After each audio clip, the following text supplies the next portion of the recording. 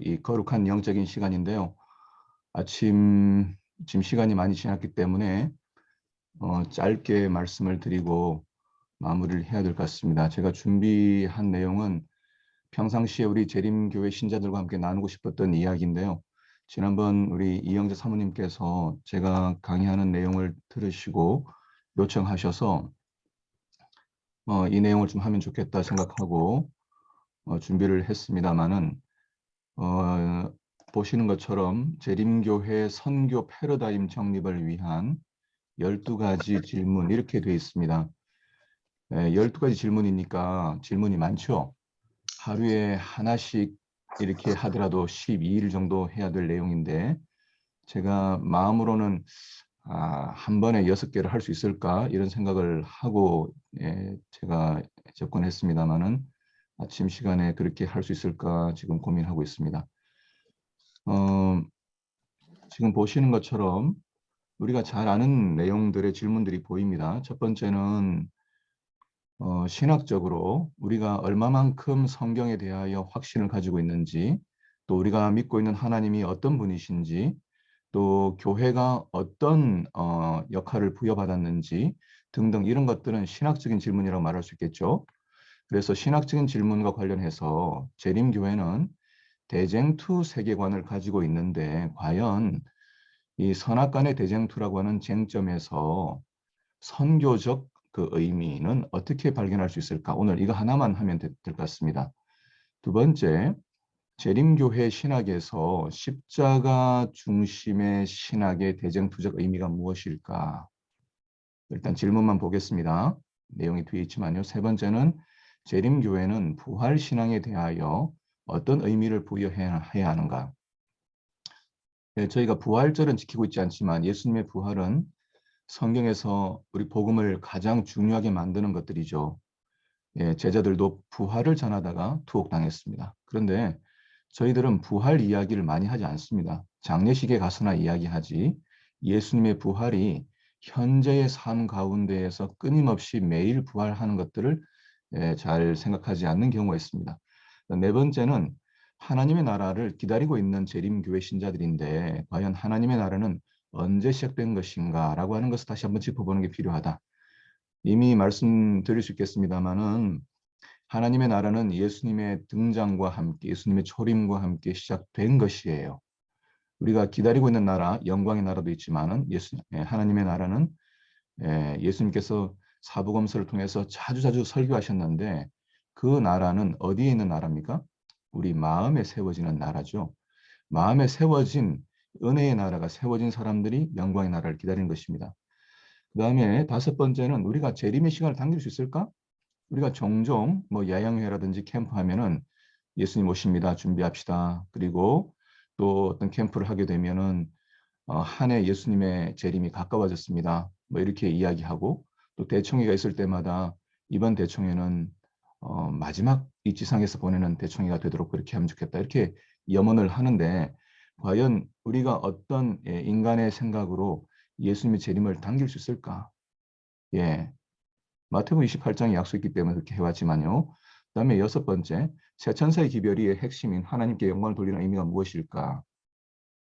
제가 파워포인트가 다 있지만 이것을 그저 뭉뚱그려서 좀 말씀을 드려야만 오늘 하루에 제가 이 주어진 일을 할 것 같습니다.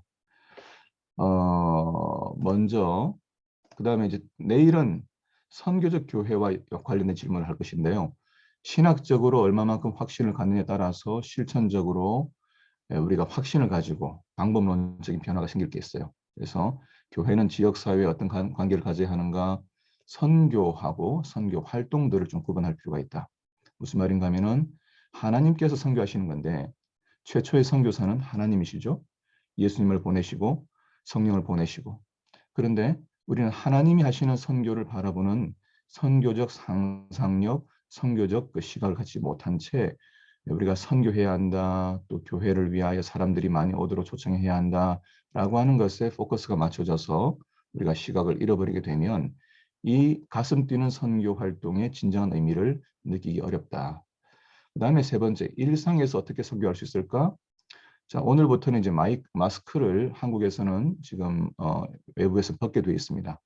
어쨌든 이 언택트 시대가 지내왔는데 사람들 잘 만나지 못하는 아파트 시대, 그죠? 잘 만나지 못하는 그런 시대에 어떻게 선교할 수 있을까? 그 다음에 선교 계획은 누가 수립해야 하는가? 선교 계획은 누군가가 해줘야 하는가? 아니면 지역교회와 신자들이 함께 스스로 만들어가야 하는가? 그런 생각을 할 수 있을 것 같고요. 그 다음에 LA에 있는 교회와 한국의 청량리에 있는 교회가 같아야 하는가?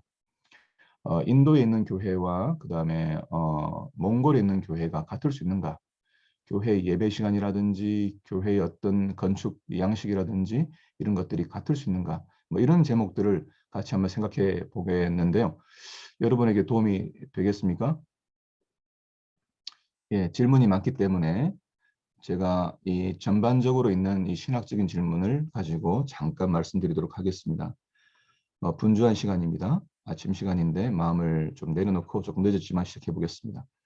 여러분, 대쟁투 세계관, 재림교회가 가지고 있는 아주 독특한 세계관이고 또 물론 성경을 사랑하는 분들은 이것을 알고 있어요. 그래서 보이드라는 사람, B-O-Y-D, 보이드라는 사람이 쓴 책 중에 뭐가 있냐면 God at War, 전쟁하시는 하나님이라고 하는 아주 두꺼운 책이 있습니다. 그래서 하나님은 뭐 하시는 분이냐면 전쟁하시는 분이세요. 오늘도 전쟁하시죠. 어떤 전쟁입니까? 네, 잃어버린, 빼앗긴 자신의 백성들의 마음, 교회 들어온 사람만 하나님의 백성은 아니죠. 교회 들어오지 않은 수많은 사람들, 다양한 종교를 가지고 있고 무신론자라 하더라도 그들을 지금 이끌어 가시는 하나님 아니십니까? 그들의 마음을 사단이 빼앗아 버렸는데 그 빼앗긴 마음을 되돌려 가기 위하여 오늘도 성령 하나님과 함께 말씀하시죠. 자, 이 하나님과 사단의 우주적 전쟁에 대하여 우리는 책 한 권을 가지고 있고 잘 아는데 그 우주적 전쟁의 핵심은 무엇인가 하면은 누가 마음을 빼앗긴 것이고 누가 하나님 편에 있는 것입니까?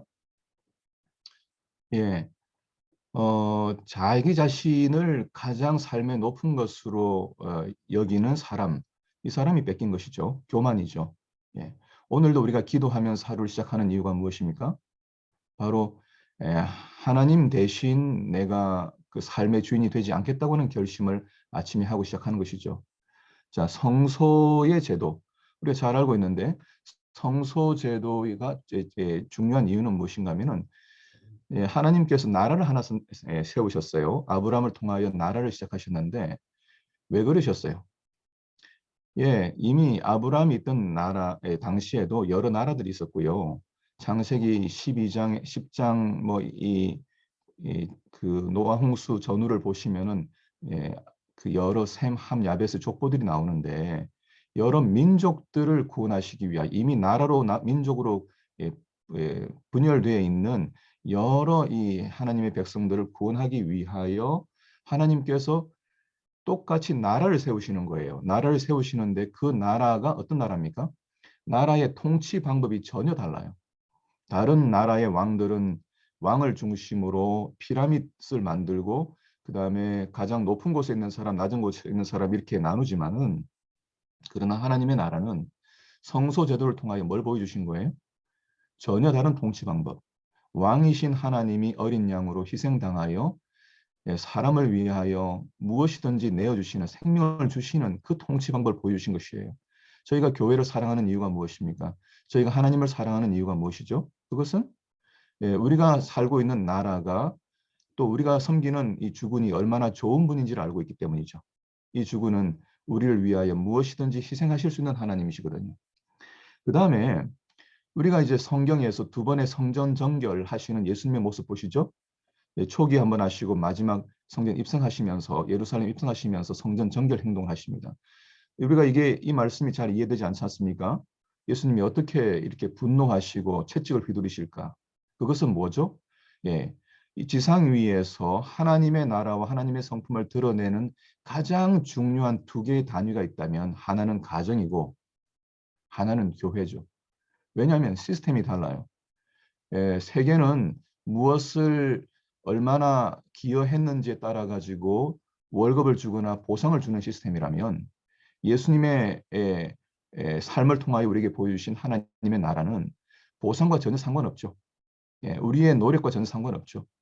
예, 우리가 어떤 삶을 살았든지 어떤 상태에 있든지 하나님의 은혜는 변함이 없죠. 이것을 담고 있는 곳이 가정이고 두 번째는 교회인데 그곳이 뭐가 된 겁니까?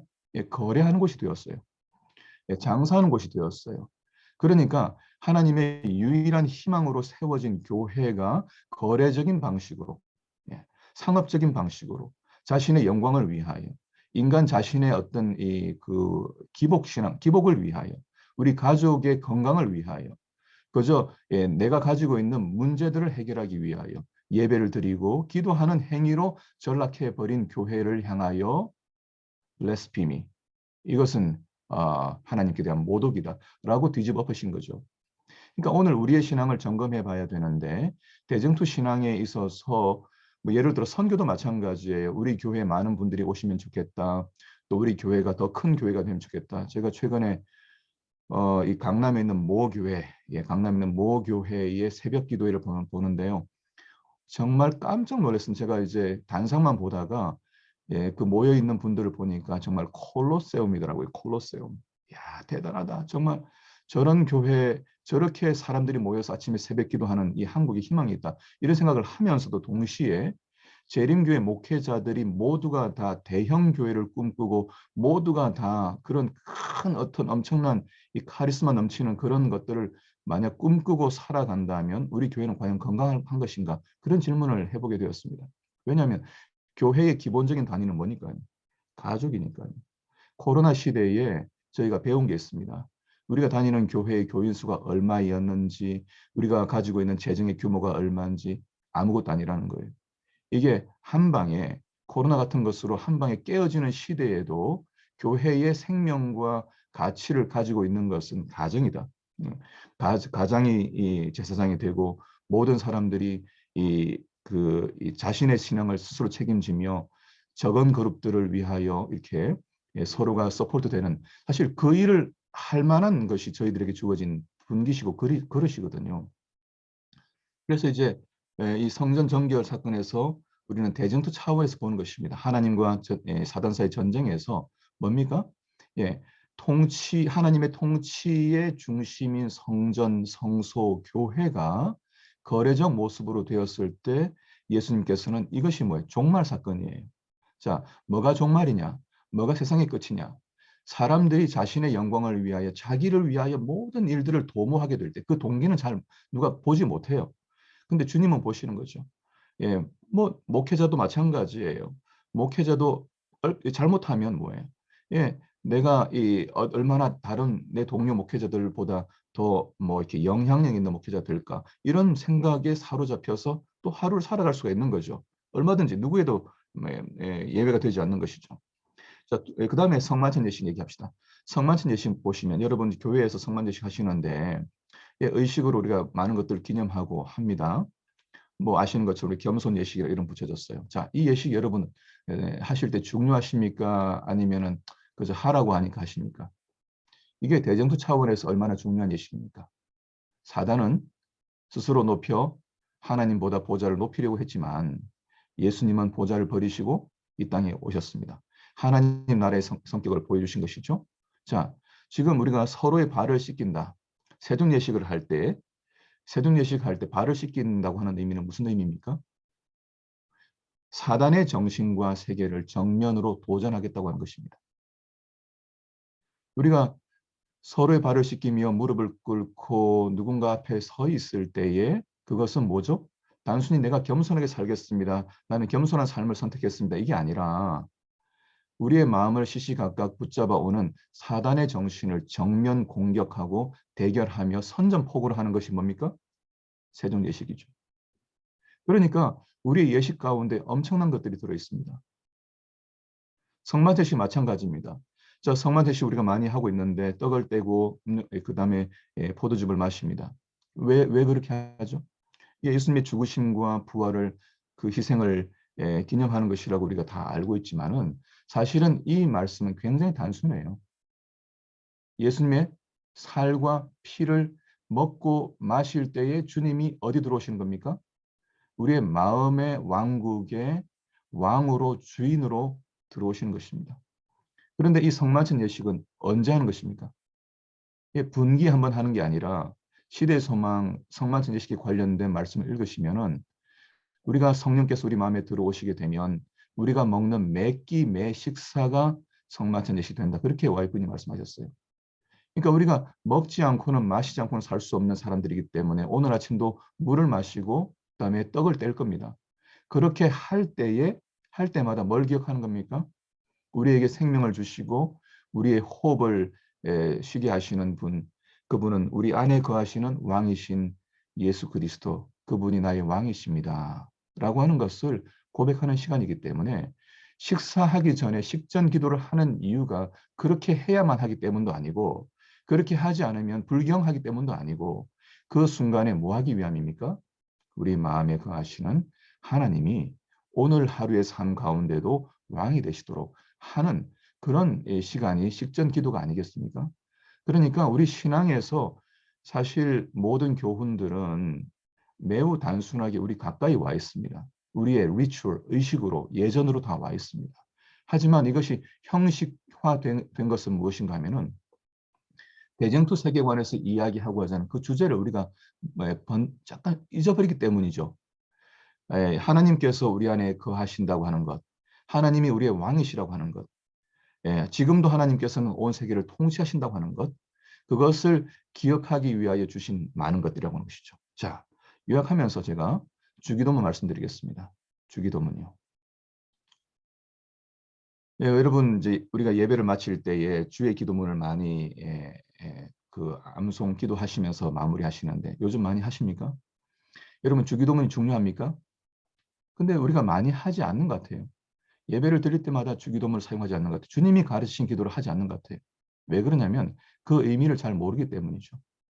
예수님께서 제자들에게 가르치신 기도고 제자가 요청했을 때 배운 그 기도입니다. 자, 이 기도의 내용은 무엇입니까? 바로 하나님의 나라에 관한 것이에요. 누가 우리의 삶을 통치하느냐의 문제죠. 이 대쟁투적 관점에서 볼 때만 주기도문의 의미가 살아납니다. 그렇죠. 예수님께서 이 기도를 가르치실 때에 무엇을 염두에 두신 겁니까? 자신이 이 땅에 오셔서 사단과 싸우러 오셨다는 것과 사단의 정신을 인간의 마음 가운데서 뺏어내고 하나님께서 도로 우리의 마음을 찾으시기 위하여 오셨기 때문에 제자들에게 가르치신 기도 가운데는 뭐가 있는 거예요? 나라와 권세와 영광이 아버지께 영원히 싸움나이다.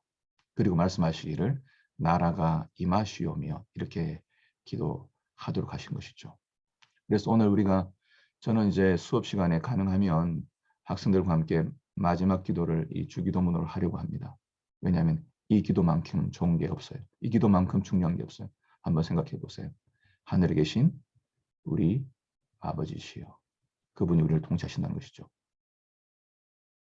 나라가 임하시오며 뜻이 하늘에서 이루어진 것 같이 땅에서도 이루어지이다.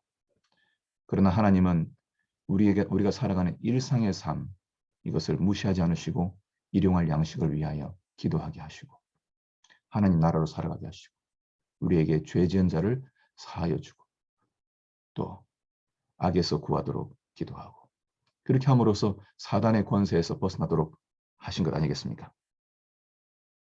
그래서 오늘 우리가 마무리하면서 선교라고 하는 것은 다른 것이 아니다. 선교라고 하는 것은 빼앗긴 영혼들의 마음에 하나님이 통치하시는 일이 벌어지는 것인데 모두가 다 자기 삶을 자기가 책임지기 위하여 오늘도 새벽부터 움직이고 있습니다. 여러분 구리 톨게이트 지나가게 되면 여러분 새벽 4시고 5시고 사람들이 살기 위해서 움직이고 있습니다.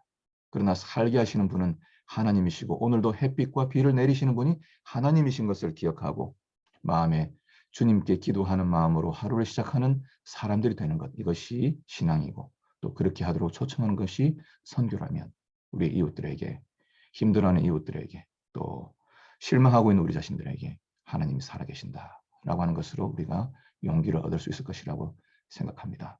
자, 이 아침에 우리의 마음 가운데 거하시는 하나님의 통치하심이 오늘 하루 종일 우리를 이끌어 가셔서 승리하시는 하루, 사단의 정신과 이기고 그분께 영광을 돌리는 하루가 되기를 바라면서 오늘 말씀을 줄이도록 하겠습니다.